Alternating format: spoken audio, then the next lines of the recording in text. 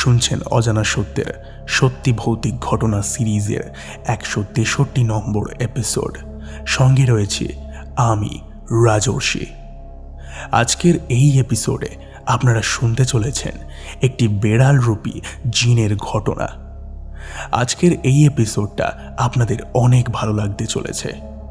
আজকের ঘটনায় যাওয়ার আগে সকলকে একটা কথা বলি, আমার কাছে ঘটনার স্টক প্রায় শেষ, তাই সকলের কাছে একটাই রিকোয়েস্ট করব, আপনারা প্লিজ আমাকে ঘটনা পাঠান। ডেসক্রিপশন বক্সে আমার মেল আইডি দেওয়া রয়েছে এবং আমার হোয়াটসঅ্যাপ নাম্বারটিও দেওয়া রয়েছে। আপনাদের যেখানে সুবিধা মনে হয় আপনারা সেখানে আমাকে ঘটনা লিখে পাঠাতে পারেন। আপনাদের ঘটনাও আমাদের অজানা সত্যে শোনানো হবে। এছাড়াও আপনারা আমার সঙ্গে ফোন কলে থেকে ঘটনা শেয়ার করতে পারেন, সেটি আমাদের ঘোস্টলি কল রেকর্ডিং সিরিজে পডকাস্ট হবে। তো আপনারা যদি ইচ্ছুক থাকেন অবশ্যই আমাকে জানাবেন। ডেসক্রিপশন বক্সে প্রতিটি লিঙ্ক দেওয়া রয়েছে।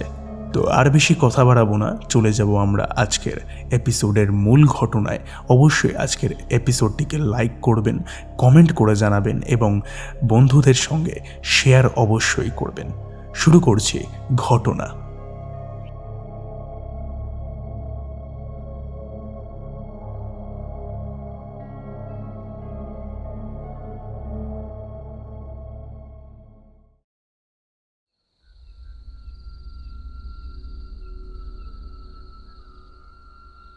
ঘটনা লিখে পাঠিয়েছেন তোষালী চক্রবর্তী।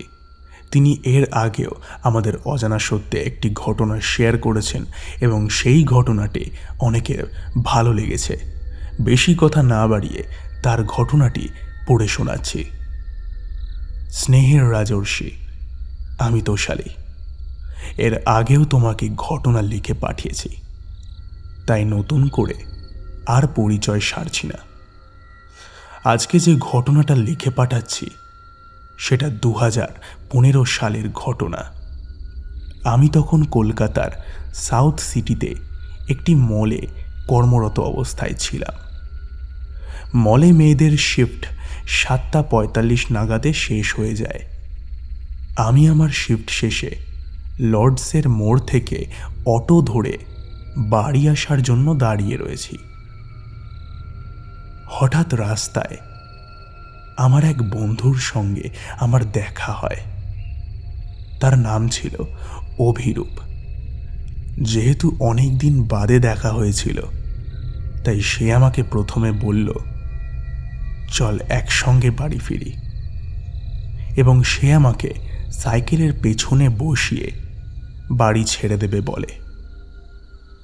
আমি বললাম, এইটুকু রাস্তা একসাথে হেঁটে চলেই যাওয়া যাবে, চল। এই বলে আমরা হাঁটা শুরু করি। লর্ডসের মোড় থেকে গলগ্রিন আসার রাস্তাটা প্রায় 1 কিলোমিটারের ওপর। আমরা দুজন ফুটপাত ছেড়ে রোডের ওপর দিয়ে ফুটপাতের গা ঘেঁষে হেঁটে আসছিলাম। আমি যে সময়ের কথা বলছি তখন রাস্তার পাশে অনেক এরকম বাড়ি দেখা যেত যেইগুলোতে লোকজন বসবাস করত না। প্রায় ভগ্ন অবস্থা এবং বন্ধ অবস্থাতে পড়ে থাকতো সেই বাড়িঘর। হয়তো সেই বাড়ির ওপরে কোনো কোর্ট কেস চলছে। রাস্তা ধরে হেঁটে আসতে আসতে প্রায় বেশ কিছুক্ষণ পর হঠাৎ দেখলাম একটা অন্ধকার এবং আধ ভাঙা বাড়ির ভেতর থেকে একটা বেড়াল ছানা দৌড়ে বেরিয়ে এলো এবং ফুটপাত পেরিয়ে ফুটপাত এবং রাস্তার মাঝে লোহার নীল সাদা ডিভাইডার গুলোর মাঝখান থেকে বেরিয়ে এলো। যেহেতু আমি পশু পাখি ভীষণ ভালোবাসি, তাই একটা বিড়াল ছানা দেখা মাত্রই ওটাকে আদর করতে লেগে পড়লাম। এই বিড়াল বাচ্চাটিও ভয় না পেয়ে আমার কাছ থেকে যথেষ্ট আদর খাচ্ছিল। আদর খেতে খেতে হঠাৎ আমার বা পায়ের বুড়ো আঙুলে তার দাঁত বসে যায়, অর্থাৎ সে আমাকে কামড়ে দেয়। আমি ব্যথায় বিড়ালের বাচ্চাটিকে ছেড়ে নিজের পায়ের বুড়ো আঙুলটা জোরে চেপে ধরি।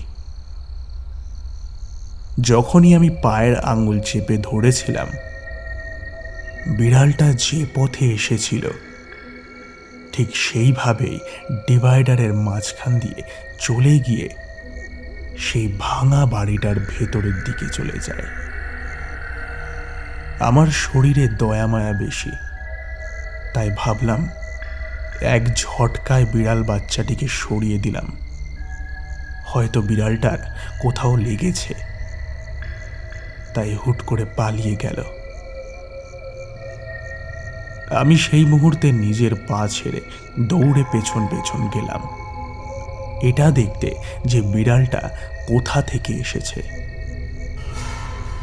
যেই মুহূর্তে বিড়ালটা ফুটপাত পেরিয়ে ওই ভাঙা বাড়িটার ভেতরে যাওয়ার জন্য একটা দেওয়ালের আড়ালে গেল, তারপর আর আমি বিড়ালটাকে দেখতে পেলাম না। বিড়ালটা যখন চলে যাচ্ছিল, সে এক মুহূর্তের জন্য আমার চোখের আড়াল হয়নি। কিন্তু কিভাবে একটা জ্যান্ত প্রাণী শুধুমাত্র একটা পাঁচিলের আড়ালে গিয়ে এক মুহূর্তের মধ্যে ভ্যানিশ হয়ে গেল? এরপরে আমি আবার রাস্তায় নেমে সেই জায়গাটা দেখছিলাম যেখানে আমাকে বিড়াল বাচ্চাটা কামড়ে দিয়েছিল। যখন নিজের পায়ের বুড়ো আঙুলের দিকে তাকালাম, দেখলাম সেখানে কোনো কাটার চিহ্নই নেই, কিন্তু আমার পাটা তখনও ব্যথায় টনটন করছে। আমার স্পষ্ট মনে আছে বিড়ালের বাচ্চাটা খেলার ছলে নিজের দাঁতটা আমার পায়ের বুড়ো আঙ্গুলে বসিয়ে দিয়েছিল। এই ঘটনা যখন ঘটে তখন আমার চুল খোলা ছিল। আমি ব্যাপারটা বুঝতে পারার আগেই অভিরূপ আমাকে বলল, তুই ওইদিকে না তাকিয়ে সাইকেলের পেছনে এসে বস। আমার এমনিতেই পায়ে ব্যথা করছিল, তার মধ্যে বিড়াল ছানাটার এইভাবে উধাও হয়ে যাওয়াতে আমার মাথা কাজ করছিল না। আমি কোনো কথা না বাড়িয়ে বাধ্য বাচ্চার মতো অভিরূপ যা বলল তাই করলাম। এরপরে আমার বন্ধু আমাকে বাড়ি পৌঁছে দেয় এবং পরের দিন থেকে আমার খুব জ্বর আসে। আজও যখন ভাবি যে চোখের আড়াল হয়ে সে কোনো গর্তে বা কোথাও লুকিয়ে পড়েছিল কিনা, কিন্তু সেখানে কোনো গর্ত বা কিছু ছিল না। সেটা ছিল বাড়িটার একটা ছোট কর্নার। আর সব থেকে বড় বিষয়, বিড়ালটা আমার পায়ে কামড়ে দিয়ে চলে গেছিল, কিন্তু কিভাবে আমার পায়ে একটা দাঁত বসে যাওয়ার পরও সেখানে কোনো কাটা চিহ্ন ছিল না। বিশেষ করে আমি তখন দেখেছিলাম বিড়াল বাচ্চাটাকে আমার পায়ে কামড় বসাতে।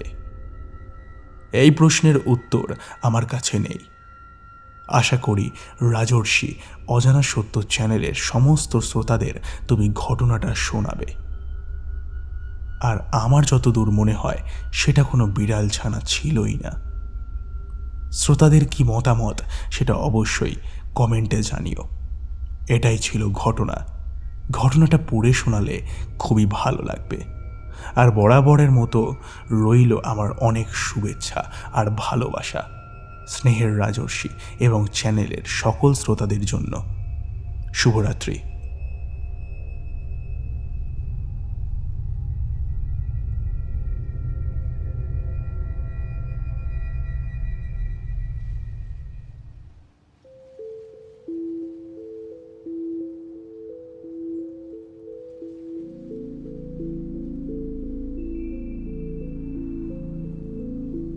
আজকের এই ঘটনাটিতে যেটা ঘটেছে সেটা আমি আপনাদেরকে প্রশ্ন করতে চাই। সেই বিড়ালটা আসলে কে ছিল? সেটা কি কোনো জিন ছিল নাকি কোনো সাধারণ বিড়াল ছিল? আপনারা পুরো ঘটনাটা শুনেছেন এবং পুরো ঘটনাটা বিচার করে আপনারা আপনাদের মতামত কমেন্টে জানান। যদি আমার কোথাও কোনো ভুল হয়ে থাকে অবশ্যই সেটা কমেন্টে জানাবেন, তাহলে আমি শুধরে নিতে পারবো। আর ভালো লাগলে অবশ্যই কমেন্টে ভালোবাসা জানাবেন। আজকের এপিসোডটা ছোট হলো কারণ আমার কাছে স্টকে কোনো ঘটনা নেই। শেষ ঘটনা আমাদের তোষালী চক্রবর্তী পাঠিয়েছেন। তো আপনাদের কাছে একটা রিকোয়েস্ট, আপনারা প্লিজ ঘটনা পাঠান, তাহলে আমরা আমাদের এপিসোডগুলোকে আরও এগোতে পারবো। আর আপনারা আমার সঙ্গে ফোন কলেও থাকতে পারেন। ফোন কলে থেকে আমাদের ঘোস্টলি কল রেকর্ডিং সিরিজের জন্য আমার সঙ্গে কথা বলে আমার সঙ্গে পডকাস্টে থাকতে পারেন। আবারও বলছি, প্রতিটি লিঙ্ক ডেসক্রিপশানে রয়েছে, আমি পিন কমেন্টেও দিয়ে রেখে দিচ্ছি। চলে যাচ্ছি আজকের এপিসোডের শাউট আউট পর্বে। কমেন্ট করেছেন তানিয়া মল্লিক, আমাদের সঙ্গে রয়েছেন অনুভব মাহাতো, কমেন্ট করেছেন সুমিত্রা পত্তানায়ক, আমাদের সঙ্গে রয়েছেন স্বপ্না বোজাল, বিশ্বজিৎ দাস, কমেন্ট করেছেন বিদাস FF, অমিত ভট্টাচার্য, রিম্পা মণ্ডল, গীতা গোস্বাম, কমেন্ট করেছেন চুমকি ঘোষ, আমাদের সঙ্গে রয়েছেন একে, কমেন্ট করেছেন মনসু, আমাদের সঙ্গে রয়েছেন খৈরুল আহমেদ। সকলকে অসংখ্য পরিমাণে ধন্যবাদ কমেন্ট করবার জন্য। আশা করছি আজকের এপিসোড আপনাদের ভালো লেগেছে। সকলকে অসংখ্য পরিমাণে ধন্যবাদ কমেন্ট করবার জন্য। ভালো থাকবেন সবাই, ঘটনা পাঠাবেন এবং আমার পাশে থাকবেন। আজকের এপিসোড এখানেই শেষ হচ্ছে। দেখা হবে পরের আরও একটি নতুন এপিসোডে। ততক্ষণের জন্য stay happy and stay safe এবং যুক্ত থাকুন আমাদের অজানা সত্যের সঙ্গে, কারণ অজানা সত্য মানেই রহস্যের এক অন্য দুনিয়া।